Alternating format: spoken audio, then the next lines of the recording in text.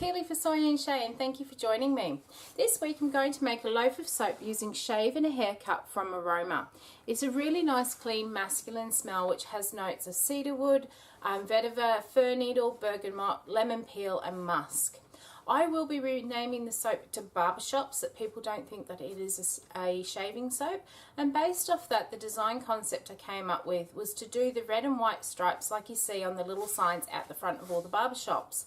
So let's go and get started and make this Barber Shop soap. In my big bucket here I have my total amount of oils, and what I'm going to do is split it into two. I've worked out that I want to do 9 layers of soap, so I'm going to do 5 of red and 4 of white. So I'm going to split my oils into the 2 buckets, and I'm going to colour my oils just to make sure that the oils stay the same, or that the layers are actually the same tone of colour all the way through. To work out how much I needed, I took my total weight of oils and I divided by the 9 layers, so I know how much I need for each layer.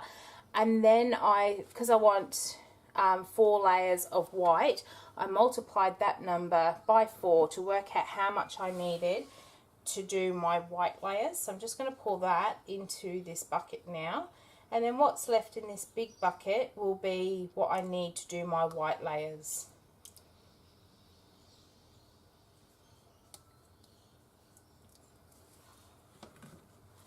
Okay, so I now have that split off. So this bucket here is for my red, and what I'm going to do, I have got some of the Nurture Really Red mica, and I am going to be using 2 teaspoons of red in here. We'll see how that looks in a moment.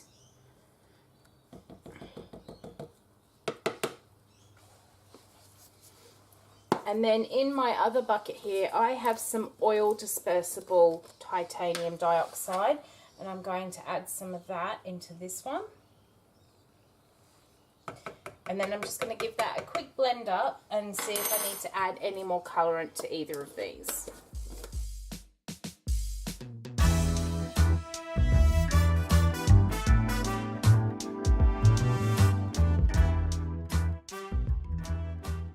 The next thing I'm going to do, so I don't forget to do it at each point, is I'm going to measure out the required amount of fragrance oil I need for each of these.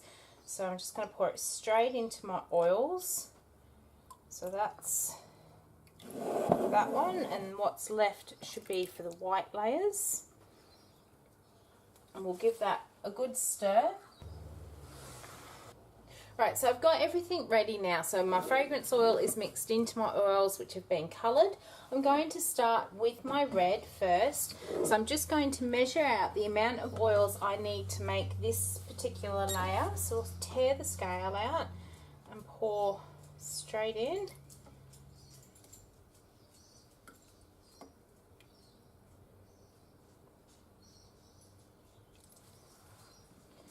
And now I'm going to pour in the amount of lye water that I need, and then I'm going to give it a quick blend with the stick blender until we come to a light trace, and then pour it into the mould.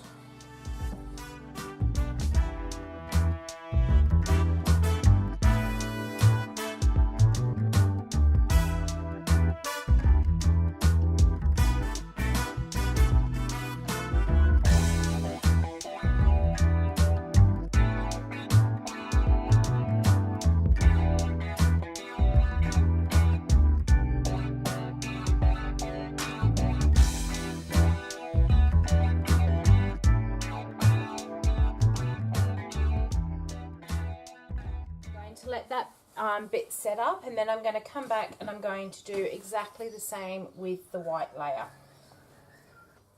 Right, so this red has actually set up a lot quicker than what I was anticipating, which is a good thing because I thought it was going to take hours to make this layered soap, but I don't think it's going to take me that long at all. The last time I worked with the fragrance, it didn't seize on me or anything, but it set up at a really nice pace. I'm thinking maybe it is to do with the fact I discovered when I made my Rose Prosecco soap that the really red mica seems to set up quite quickly, so maybe that's to do with why the layers have set. But I'm still pretty happy because it means I can move through making this soap just that little bit quicker. So now I'm going to do my white layer. I've just pulled off the oils that I need, adding the lye that I need into it. Then I'll stick blend it to a light trace, and then I'll pour it on top of the red.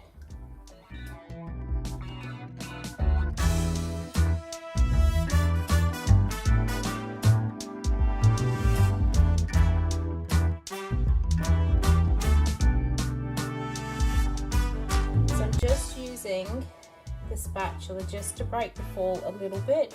I'm pretty confident that red has set up, but just in case, because I do want nice straight layers.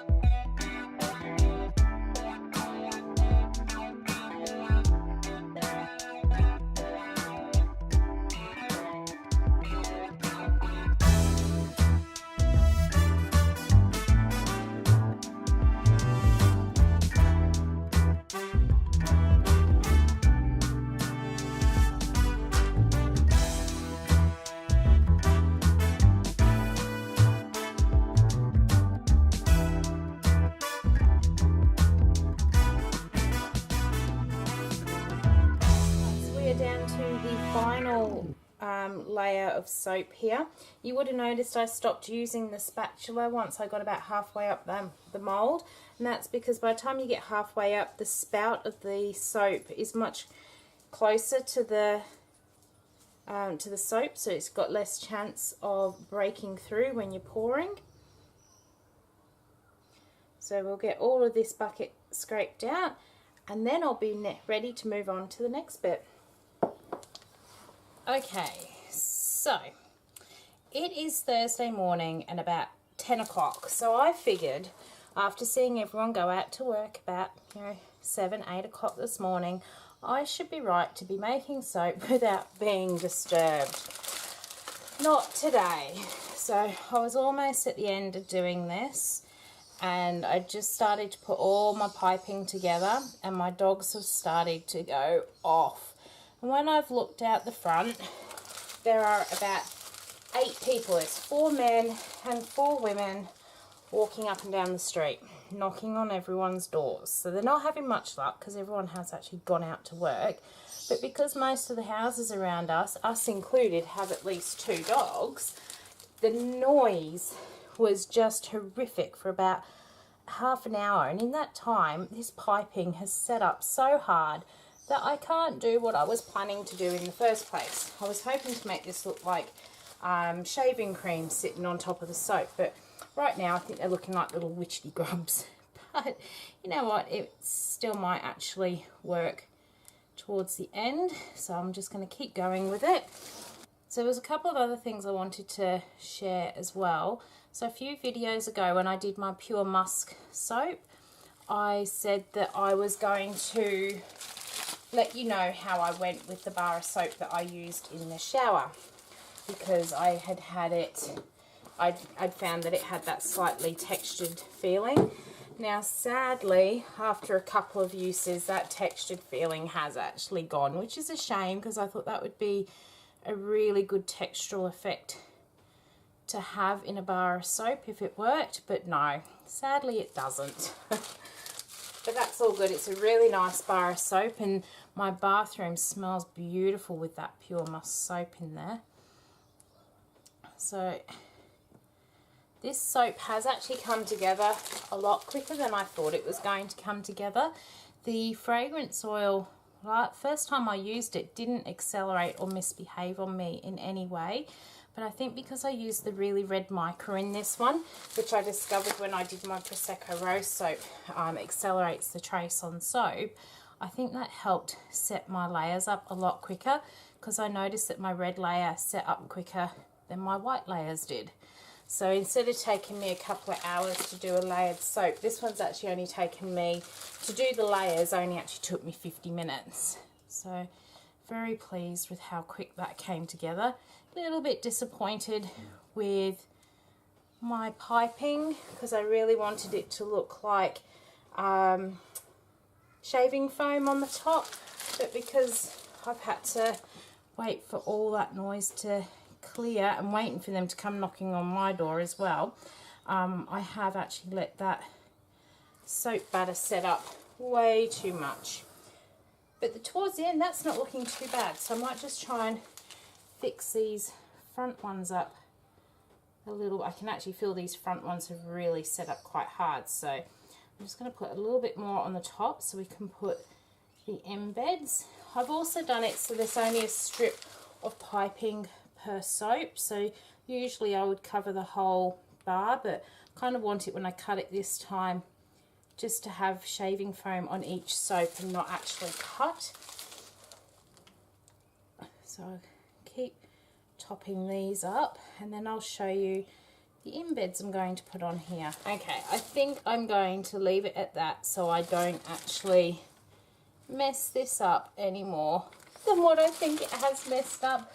But you know what, it's still going to be soap and it's still going to be usable, so we'll just fix that up there. What I have here on my little box lid here, I have all these little moustaches, and I've done a little brown one. Let me see if I can grab them here.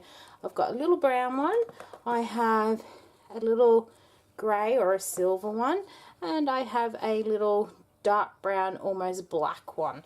So I'm just going to pop a little moustache on the top of each of these soaps.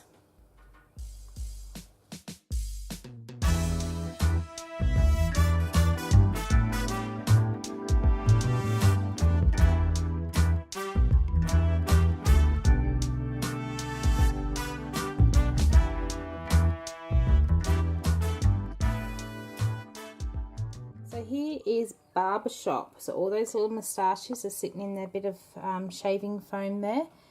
I'm going to leave this sit here for about 24 hours and then I'll come back and cut and I'll show you what the inside looks like.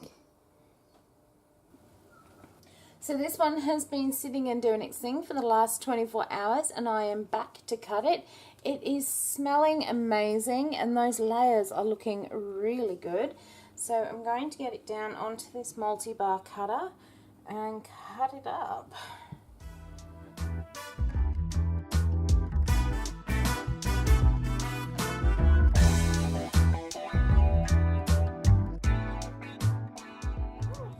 Okay, so this one has gone extremely hard. When I did the recipe up, I actually did water discount down to 30, which is the lowest I've done in a soap, and that was that my layers actually hardened up. And I'm seeing that the ones that aren't quite going all the way through are the ones that don't have their own little individual bits. So I'm really going to have to look at fixing this soap cutter up so that each of them have their own tightener, which will keep them nice and tight, but it's gone through, so that's all good. We'll take this one off the end here, and I am really pleased with how those layers have come up on there. Hopefully the pink in the or the red in the middle here will dull down over the next couple of days. Now it's out to air, and will turn to that sort of red up the top. So that is that one there. So these are all going to pretty much look the same the whole way through the bar of soap. The only difference is a different coloured moustache on each of the levels there. So I am really pleased with how this one has turned up, and I can't wait to show hubby when he gets home from work. And I think it does look like the Barber Shop red and white swirly things that you see. So I hope you've enjoyed watching me make my Barber Shop soap. If you did, please leave me a thumbs up and leave any comments down below. And if you haven't already, why not subscribe to the channel, and I bring a new soaping or any bath and body video every week. So thanks for watching. Until next time, have a great week. Bye.